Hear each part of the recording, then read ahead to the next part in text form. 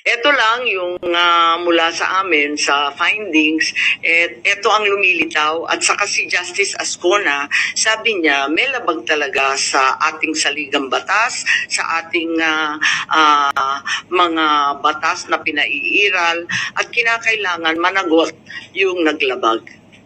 Ang mga posibleng managutan ng criminal and administrative charges at iminumungkahi namin na imbestigahan ng Office of the Ombudsman ang mga sumusunod.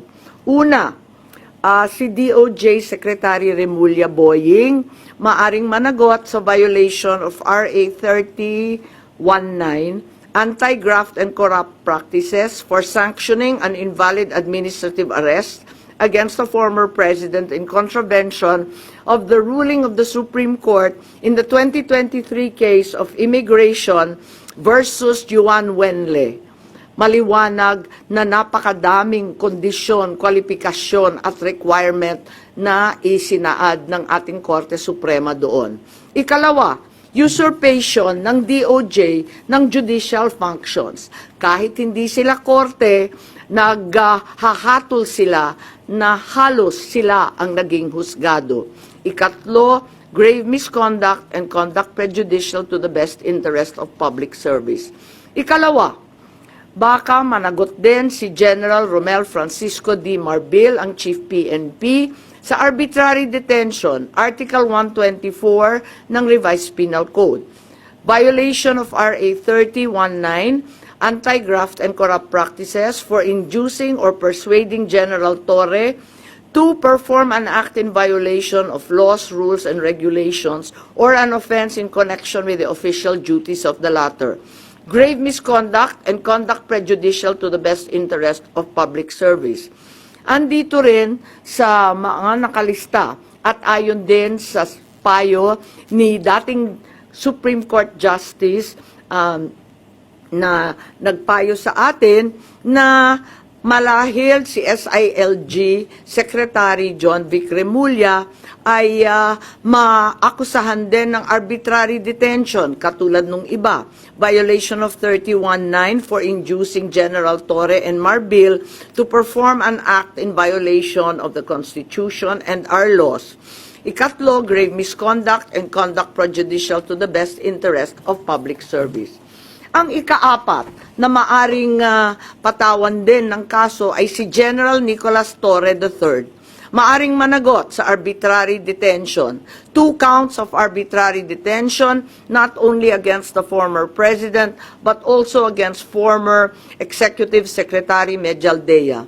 Ikalawa, violation of RA 7439 for not allowing the former president to be visited by VP Sara, both his daughter and his named counsel, and for forcing the former president's lawyers to leave him. Also, the violation of 3019 for allowing himself to be induced or persuaded by General Marbil or SILG Remulla to perform an act in violation of law, rules, and regulations in connection with his official functions. Grave misconduct and conduct prejudicial to the best interest of public service ay maaari ring ipataw laban kay General Torre. Ikalima, Ambassador Marcos V. Lacanilao. Maaring managot sa usurpation of official functions, Article 177 of the Revised Penal Code, pagsisinungaling sa ibang kaso at perjury sa ilalim ng Article 183 of the Revised Penal Code, false testimony in other cases, and perjury in solemn affirmation under Article 183 of the Revised Penal Code, at conduct prejudicial to the best interest of the service. Sino man at anumang dambuhalang kapangyarihan. Sen, good morning. Do you think yung pagsasampa ng reklamo sa Ombudsman could help deter kung ano man yung susunod na plano ng ICC para magdalawang isip yung mga nagpatupad ng una kay dating Pangulo? Sana po, inaasahan ko po. Kailan po kaya yung pagsasampa ng reklamo? Tignan natin kung anong magagawa. Ito lang yung mula sa amin, sa findings, ito ang lumilitaw. At saka si Justice Ascona, sabi niya, may labag talaga sa ating saligang batas, sa ating mga batas na pinaiiral, at kinakailangan managot yung naglabag.